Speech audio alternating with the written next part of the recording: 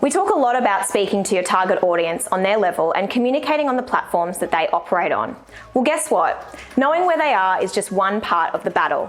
You need to know the mechanics and idiosyncrasies of those platforms too, because of a little thing that you may have noticed popping up in a lot of media or publishing sales kits: native advertising.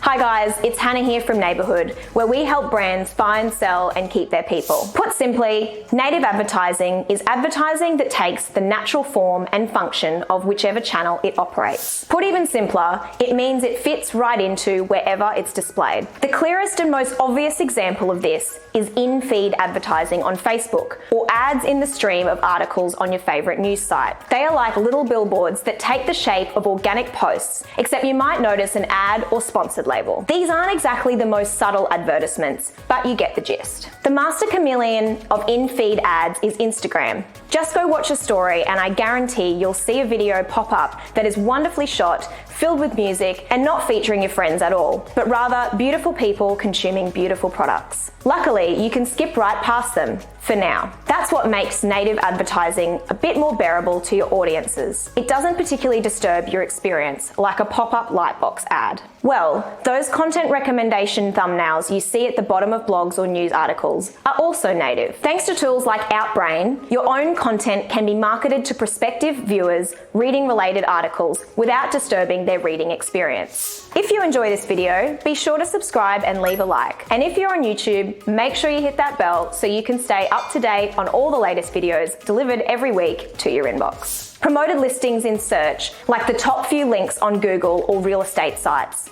They are native as they come. Outside of AdWords, many of these native placements are negotiated through the domain owner and are becoming a staple tool in the arsenal for their digital sales teams. As native ads are an area of focus for development these days, there is a whole swag of different formats popping up and going away. Publishers are just throwing things out there and seeing what sticks, and they need the content to do so. If you're interested in investing in native, I recommend hitting up some sites, seeing what new formats they have to offer, and negotiating a sweet deal on those to complement the more traditional formats. But remember, if you're going to get anywhere, you need to tread carefully. If you're too vague or too subtle, you aren't going to get your message across. But if you're too over the top, you're going to come across as a greasy, in-your-face car salesman. So why should you consider going native as a part of your marketing strategy? Well, native ads receive 53% more views than traditional display ads. Native ads get attention from 25% more of a channel's audience than standard banner ads, probably because it's lurking smack bang in the front of their eyes. Native advertising increases purchase intent by 18%.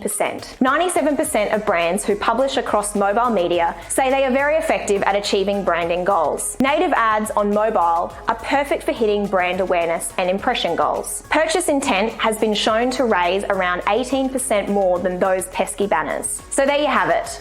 Why not consider native as a part of your marketing strategy for 2020? If you found this video helpful, then feel free to share it with someone you know that needs a hand with native advertising. You can also subscribe to our blog, where you'll find a bunch more tools, tips, and templates to help you find, sell, and keep your people, just like Neighbourhood does. Well, that's it from me. Happy marketing.